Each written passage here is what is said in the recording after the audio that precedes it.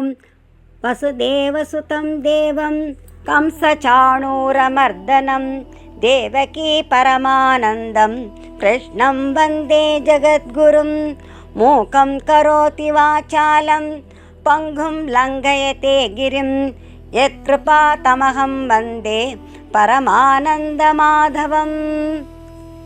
சமத்துவ புத்தியுடன் கர்மம் செய்பவர்கள் அடைகின்ற உயர்ந்த கதியை 51வது ஸ்லோகத்திலே சங்க சக்கர பீதாம்பரதாரி சாற்றுகின்றார்.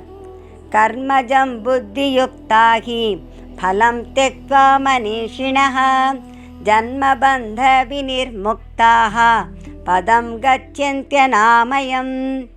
ஹி ஏனென்றால் புத்தியுக்தாக சமபுத்தியுடைய மனிஷிணக ஞானிகள் கர்மஜம் கர்மத்தினால் உண்டாகின்ற பலம் தெக்வா பயனை தியாகம் செய்து ஜன்ம பந்த விநிர்முக்தாக பிறப்பு என்ற பந்தத்திலிருந்து விடுபட்டு அநாமயம் பதம் மாறுதல்கள் அற்ற அழிவற்ற பரமபதத்தை கச்சந்தி அடைகிறார்கள். புத்தியுக்தாக மனுஷனகா யார்? சமபாவனையில் அசையாத நிலை பெற்ற கர்ம யோகிகள் தான் புத்தியுக்தாக என்று கூறப்படுகிறார்கள்.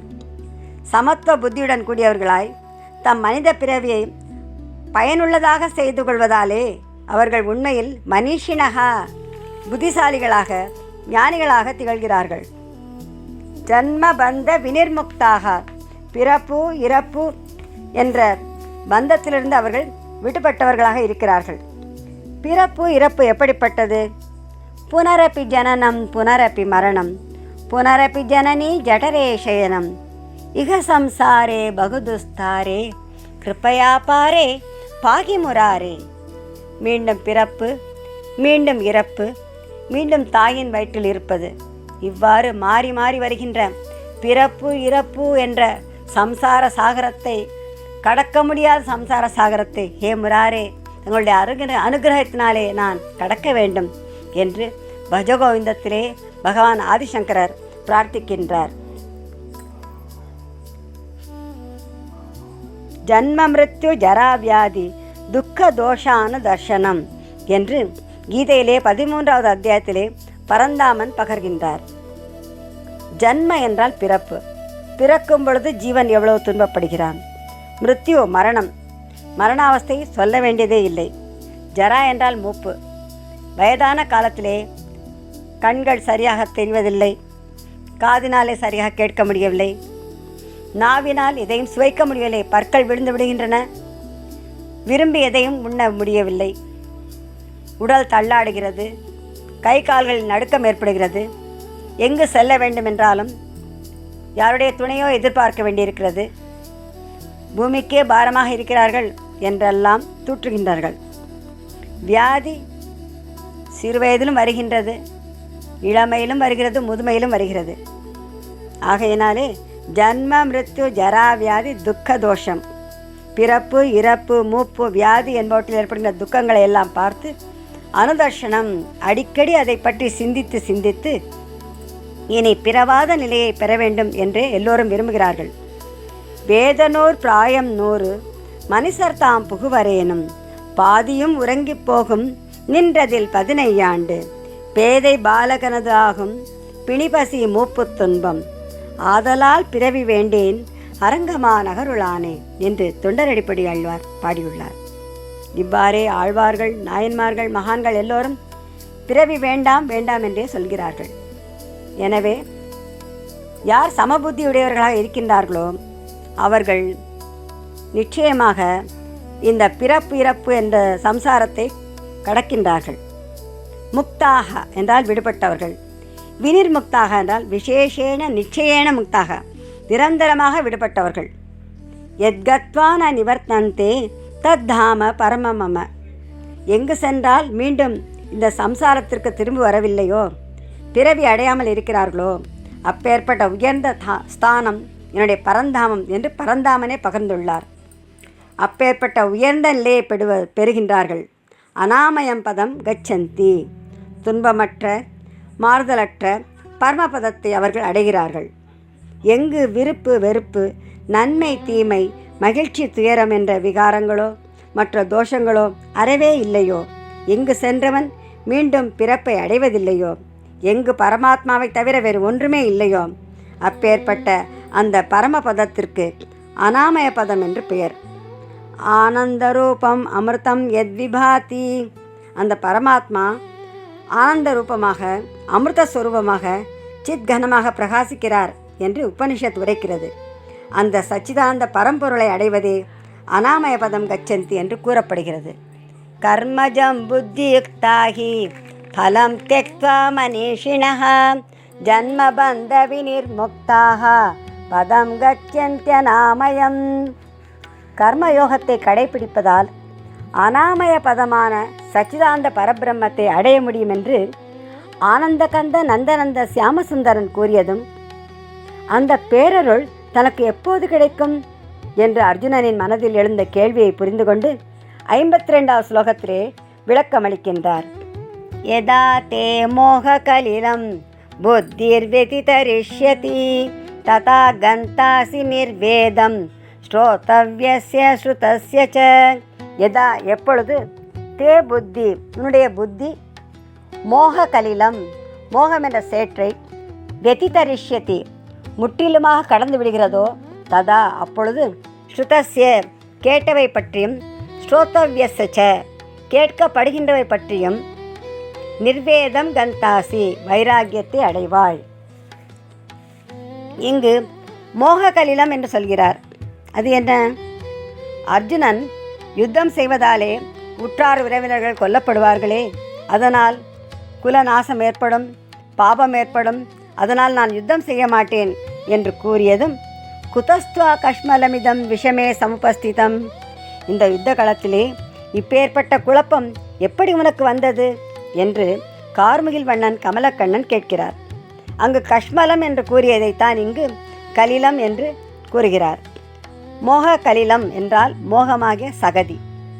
மோகம் என்பது யாது? அனித்தியத்தை நித்தியம் என்றும் நித்தியத்தை அனித்தியம் என்றும் எண்ணச் செய்வது மோகம்.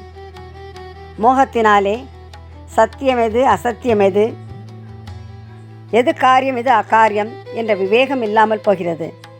இந்த மோகம் புத்தியை எதையும் தீர்மானமாக முடிவுக்கு செல்ல விடாமல் தடுக்கின்றது. இந்த மோகம் நீங்குவதற்கு என்ன வழி என்றால், விவேகம், சுபசங்கல்பம், சத்சங்கம், பிரார்த்தனை ஆகியவற்றாலே மோகம் நீங்குகின்றது. சத்சங்கத்தினாலே விவேகத்தை பெற்று நித்தியமெது அனித்தியமெது, செய்ய வேண்டியது எது, செய்யத்தகாதது எது என்பதையெல்லாம் தீர்மானித்து எந்த செயலை செய்தாலும் அந்த செயலுடைய பயனிலே நோக்கமில்லாமல், நான் கர்த்தா என்ற எண்ணம் இல்லாமல், ஆசை முதலியவற்றை விட்டொழித்து பகவானிடமே முழுமையாக ஈடுபட்டு நிஷ்காமியமாக கடமைகளை ஆற்றிக்கொண்டே இருந்தால் இந்த கஷ்மலம், இந்த மோக கலிலம் போன்றவை விலகிவிடும். இதுதான் புத்தி மோகமாகிய சகதியை கடப்பது என்று கூறப்படுகிறது. ஸ்ருத ஸ்ரோத்தவ்ய என்ற 2 சொற்கள் கூறப்படுகின்றன. வேதத்தின் பூர்வபாகத்திலே கர்மகாண்டத்தில் இவ்வுலகிலும் பரலோகங்களிலும் போகங்கள், ஐஸ்வர்யங்கள் முதலியவை என்னென்ன என்று இன்று வரை கேட்டும் பார்த்தும் அனுபவித்தும் இருக்கிறோமே, அவையெல்லாம் ஸ்ருத கேட்டவை. இனிமேல் வருங்காலத்தில் எவற்றை பார்க்கவும் கேட்கவும் அனுபவிக்கவும் முடியுமோ அவையெல்லாம் ஸ்ரோத்தவ்ய கேட்கப்பட வேண்டியவை. இவை எல்லாமே துயரத்திற்கு காரணம், அழியக்கூடியவை என்று அறிந்து அவற்றில் பற்றற்று இருப்பதுதான் வைராக்கியம். பரீட்சலோகான் கர்மச்சிதான் பிராமணோ நிர்வேதமாயாத். வேதங்களில் விதிக்கப்பட்ட கர்மங்களை முறைப்படி செய்வதால் பெறுகின்ற பரலோக போகங்கள் அனித்தியமானவை என்பதை உணர்ந்த பிராமணன் அவற்றில் பற்றில்லாமல் வைராக்கியத்தை அடைகிறான் என்று முண்டோபனிஷத்திலும் மொழியப்பட்டுள்ளது.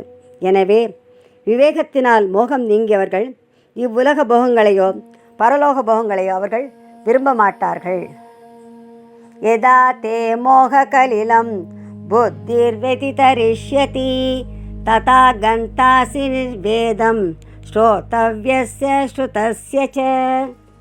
இவ்வுலக பரலோகங்களில் ஏற்படும் அனைத்து போகங்களில் வைராக்கியத்தை பெற்றவன் பரமாத்மாவை அடைகிறான் என்று 53வது ஸ்லோகத்திலே சர்வேஸ்வரன் சாட்டுகின்றார். ஸ்ருதி விப்ரதிபன்னாதே யதா ஸ்தாஸ்யதி நிಶ್ಚலா சமாதாவச்சலா புத்திஹி ததா யோகமவாப்ஸ்யசி. ஸ்ருதி விப்ரதிபன்னா, பற்பல வச்சனங்களை கேட்டு சஞ்சலமாயுள்ள தே புத்திஹி, உன்னுடைய புத்தி எதா எப்பொழுது சமாதோ பரமாத்மாவிடம் நிஷ்சலா அசையாமல் அச்சலா திடமாக ஸ்தாஸ்யதி நிலை பெறுகின்றதோ ததா அப்பொழுது யோகத்தை அவாப்ஸ்யசி அடைவாய். ஸ்ருதி விப்ரதிபன்னா புத்தி என்றால் என்ன? இவ்வுலகிலும் பரலோகத்திலும் கிடைக்கக்கூடிய போகங்கள், செல்வங்கள், அவற்றை பெறும் சாதனங்கள் பற்றியெல்லாம் வேதங்களிலே கர்மகாண்டத்திலே சொல்லப்பட்டுள்ளது. அவற்றையெல்லாம் கேட்டு கேட்டு புத்தி நிலையாக இல்லாமல் சிதறுகின்றது. பூரண நம்பிக்கையும் உண்டாவதில்லை. அதனால் ஒரு தீர்மானத்திற்கும் வர முடியாமல் புத்தி திகைக்கின்றது. ஒரு செயல் நல்லதென்று தோன்றுகிறது, சிறிது நேரத்திலே மற்றொரு செயல் நல்லதென்று தோன்றுகிறது. எதிலுமே தடுமாற்றம் உண்டாகிறது. நிச்சய புத்தி இல்லாமல் இருக்கிறது. இதைத்தான் பற்பல வசனங்களை கேட்டு தடுமாறின புத்தி என்கிறார் பகவான். இந்த புத்தியின் தடுமாற்றம் தான் நாம் அகற்ற வேண்டும். மோகம் என்ற சகதியை கடந்து இவ்வுலக பரலோக போகங்களில் முழுமையாக வைராக்கியம் அடைந்து புத்தி தடுமாற்றம் இல்லாதவனாக தன்னை ஆக்கிக் கொண்டவன் பரமாத்மா ஒருவரே திடமாக அசையாமல் சிந்தனை செய்கிறான். அப்பொழுது அவன் பரமாத்மாவிடம் அசையாமல் திடமாக நிலை பெறுகிறான். ததா யோகம் அவாப்ஸ்யசி, அப்பொழுது யோகம் என்ற பரமாத்மாவை அடைகிறான். நித்தியமாக பூர்ணமாக இருக்கின்ற பிரம்மத்துடன் ஒன்றுபடுவதுதான் யோகம் அவாப்ஸ்யசி என்றன் பொருள். ஏனென்றால் தடுமாற்றம், குழப்பம் போன்ற தோஷங்கள் இல்லாமல் விவேகம் வைராக்கியத்துடன் பரமாத்மாவிடம் அசைவற்று நிலைக்கும் புத்தியின் விளைவாக கிடைக்கப்பெறுவதுதான் இந்த யோகம். இந்த யோகத்தினாலே பரமாத்மாவுடன் அவன் ஒன்றிவிடுகின்றான். ஸ்ருதி விப்ரதிபன்னாதே யதா ஸ்தாஸ்யதி நிஷ்சலா சமாதாவச்சலா புத்திஹி ததா யோகமவாப்ஸ்யசி.